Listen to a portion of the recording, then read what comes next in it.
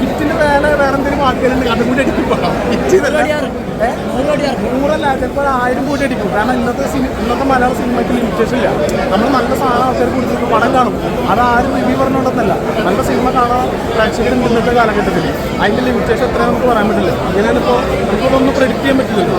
ഇങ്ങനെ നല്ല സിനിമ ആൾക്കാർ കൂടി കാണും. അതിൽ പെട്ടൊരു പടമാണ്. ചിലപ്പോൾ ഞാൻ ലിമിറ്റ് പറയുന്നില്ല, ചിലപ്പോൾ റെക്കോർഡായിരിക്കും, പറയാൻ പറ്റില്ല. അങ്ങനൊരു സംഭവമാണ് ഈ പടം. അടിപൊളിയായിരുന്നു. അത് എടുത്തേക്കുന്ന രീതിയൊക്കെ ഭയങ്കര അടിപൊളിയായിരുന്നു. മേക്കിംഗ് ഒരു രക്ഷയില്ല. പിന്നെ ഇതിൻ്റെ ഭയങ്കര അപ്ഡേറ്റഡ് ഡയറക്ടറായിട്ട് തോന്നി. പിന്നെ ഫുൾ ചിരിയും ഫുൾ മേളവും ഫുൾ ആഘോഷവും. പിന്നെ നമ്മൾ കല്യാണത്തിൽ പങ്കെടുത്ത പോലത്തെ ഒരു ഫീലായിരുന്നു. അടിപൊളിയായിരുന്നു പടം. ഫുൾ കോമഡിയാണോ? ഫുൾ കോമഡിയാണ്. എത്ര സ്റ്റാർ കൊടുക്കാം? 5-ൽ 4.5. മറ്റേ ടർബോക്കൊക്കെ ഒരു ഇതായിരിക്കും, വെല്ലുവിളിയായിരിക്കും അത്. ടർബോക്ക് ഒരു വെല്ലുവിളി. രണ്ടും വേറെ വേറെ ജോണറല്ലേ, അപ്പോൾ ഒന്നും പറയാൻ പറ്റില്ല. ഓക്കെ രക്ഷയില്ലാതെ ഭയങ്കര അപ്ഡേറ്റഡ് ആയിട്ടാണ്. പിന്നെ അവരുടെ ആ കോമ്പോ രക്ഷയില്ല. മേക്ക് ചെയ്തൊക്കെ രീതിയൊക്കെ അടിപൊളിയായിട്ട് നമ്മൾ ആ കല്യാണത്തിൽ പങ്കെടുത്ത ഒരു ഫീലാണ് കിട്ടുന്നത്. രാജു ബേസിലെ കോമ്പോ ഒക്കെ ഉണ്ട്, അടിപൊളിയാണ്. പൃഥ്വിരാജിന്റെ അഴിഞ്ഞാട്ടമാണ്. ഞാൻ കണ്ടോളൂ, ഞാൻ മാത്രം കണ്ടുള്ളൂ.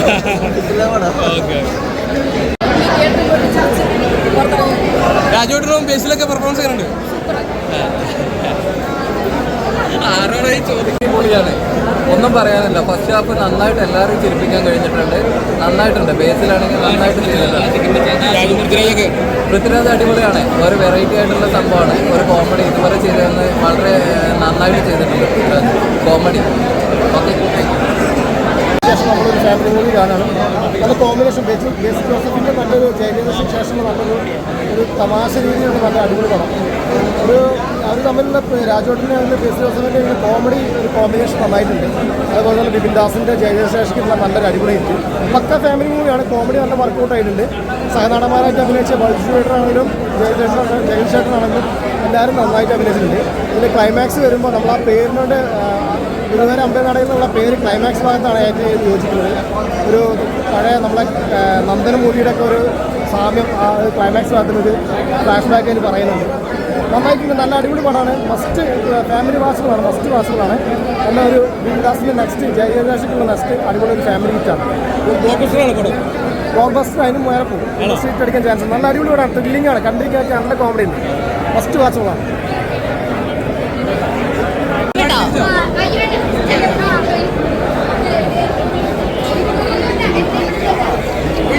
നല്ല കിടലായിട്ടാണ്.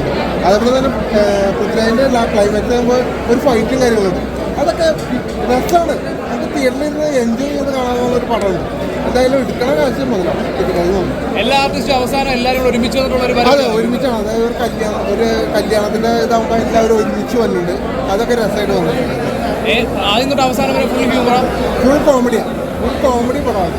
അങ്ങനെയാണ് പറയാം. അതായത് ബേസിലായാലും നല്ല രീതിയിൽ ബേസിലും പൃഥ്വിരാജും ഇവരുടെ രണ്ടുപേരുടെ കോമ്പോ നല്ല രീതിയിൽ വന്നിട്ടുണ്ട്. കൊള്ളാം. BGM എടുത്തു പറയേണ്ട സംഭവം. അതായത് ചില നേരത്തൊക്കെ BGM വരുമ്പോൾ നമുക്ക് തന്നെ ഒരു കോരിത്തെരിപ്പില്ലേ, അതെനിക്ക് ഇവിടെ നിന്ന് കിട്ടി. പിന്നെ ക്ലൈമാക്സിലായപ്പോൾ പൃഥ്വിരാജിൻ്റെ ഫൈറ്റ് വരുമ്പോൾ അപ്പോഴൊരു BGM ഉണ്ട്. അതൊക്കെ കിട്ടിയില്ലാത്ത കൊള്ളാം. എൻജോയ് ചെയ്ത് കാണാൻ പറ്റുന്ന ഒരു സിനിമയാണ് ഗുരുവായൂർ അമ്പലനട.